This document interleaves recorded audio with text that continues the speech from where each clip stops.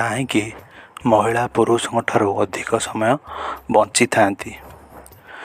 ମହିଳାମାନେ ପୁରୁଷଙ୍କ ଠାରୁ ଅଧିକ ସମୟ ବଞ୍ଚିବା ଏହା କୌଣସି ଲୋକ କଥା ନୁହେଁ, ବରଂ ଏହା ଗୋଟିଏ ସାଇଣ୍ଟିଫିକ୍ ଫ୍ୟାକ୍ଟ।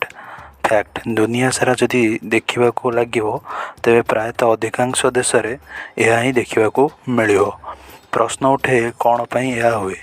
କେତେ କାରଣ ଅଛି। ଏଥିମଧ୍ୟରୁ ପ୍ରଥମ କାରଣ ହେଉଛି ପୁରୁଷ ଆଭରେଜ୍ ଅଧିକାଂଶ ଖରାପ ଲାଇଫଷ୍ଟାଇଲ୍ ବଞ୍ଚନ୍ତି, ଯେମିତିକି ଜଙ୍କ ଫୁଡ଼୍ ଖାଇବା, ଡ୍ରିଙ୍କ କରିବା, ସିଗାରେଟ୍ ଟାଣିବା, କମ୍ ଏକ୍ସରସାଇଜ୍ କରିବା। ଏମିତିକି ଲାଇଫଷ୍ଟାଇଲ୍ ବ୍ୟତୀତ ବା ଜୀବନ ଜୀଇବା ଶୈଳୀ ଛାଡ଼ିକି ବି ବାୟୋଲୋଜିକାଲ ରିଜନ୍ ବି ଅଛି। ଯେମିତିକି ପୁରୁଷ ଦେହରେ ଟେଷ୍ଟୋଷ୍ଟିରୋନ୍ ହର୍ମୋନ୍ ଅଧିକ ପ୍ରଡ୍ୟୁସ୍ ହୁଏ ଓ ମହିଳାଙ୍କ ଦେହରେ ଇଷ୍ଟ୍ରୋଜେନ୍ ହର୍ମୋନ୍ ଅଧିକ ପ୍ରଡ୍ୟୁସ୍ ହୁଏ। ସାଇଣ୍ଟିଷ୍ଟମାନେ ରିସର୍ଚ୍ଚରୁ ପାଇଛନ୍ତି କି ଇଷ୍ଟ୍ରୋଜେନ୍ରେ ନିଜର ଆଣ୍ଟିଅକ୍ସିଡାଣ୍ଟ ପ୍ରପର୍ଟି ଅଛି, ତେଣୁ ସେମାନଙ୍କର DNA ଡ୍ୟାମେଜ୍ ହେବାର ଚାନ୍ସ କମ୍ ହୋଇଥାଏ।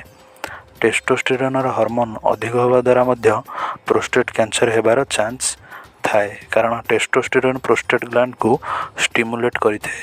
ଜଣେ ପୁରୁଷ ଯେତେବେଳେ ମୋଟା ହୋଇଥାଏ ସେ ଫ୍ୟାଟ୍ ଷ୍ଟୋର୍ କରିଥାଏ, ଯାହାଦ୍ୱାରା ପୁରୁଷର ପେଟ ଅଧିକ ବଢ଼ିଯାଇଥାଏ। କିନ୍ତୁ ମହିଳା ଯେତେବେଳେ ମୋଟା ହୋଇଥାଏ ତାଙ୍କ ଫ୍ୟାଟ୍ ତାଙ୍କ ବଡ଼ି ସାରା ଷ୍ଟୋର୍ ହୋଇଥାଏ ଏବଂ ଚର୍ମ ଭିତରେ ଅଧିକାଂଶ ଫ୍ୟାଟ୍ ତାଙ୍କର ଜମା ହୋଇଥାଏ। ମହିଳାଙ୍କର ଏହିପରି ଫ୍ୟାଟ୍କୁ ସବ୍କ୍ୟୁଟାନିୟସ୍ ଫ୍ୟାଟ୍ କୁହାଯାଏ। ଓ ପୁରୁଷଙ୍କର ଅର୍ଗାନ୍ ପାଖରେ ଫ୍ୟାଟ୍ ଯେହେତୁ ଷ୍ଟୋର୍ ହୋଇଥାଏ ଅର୍ଗାନ୍ ଚାରିପାଖରେ, ତେଣୁ ସେମାନଙ୍କ ଫ୍ୟାଟ୍କୁ ଭିସେରାଲ୍ ଫ୍ୟାଟ୍ କୁହାଯାଏ।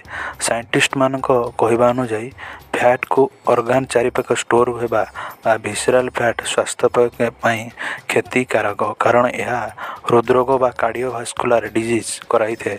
ତେଣୁ ଆପଣମାନେ ପ୍ରାୟ ଶୁଣିବାକୁ ପାଉଥିବେ ଯେ ଖବରରେ ଏକ 30ରୁ 40 ବର୍ଷୀୟ ଯୁବକର ହାର୍ଟ ଆଟାକ୍ ବା ହୃଦଘାତରେ ମୃତ୍ୟୁ ହେଲା, କିନ୍ତୁ ତୁମକୁ କ୍ୱଚିତ୍ ଶୁଣିବାକୁ ମିଳୁଥିବ କି ଏକ 30ରୁ 40 ବର୍ଷୀୟ ମହିଳାଙ୍କ ହାର୍ଟ ଆଟାକ୍ ବା ହୃଦଘାତ ଯୋଗୁଁ ମୃତ୍ୟୁବରଣ କଲେ ବୋଲି।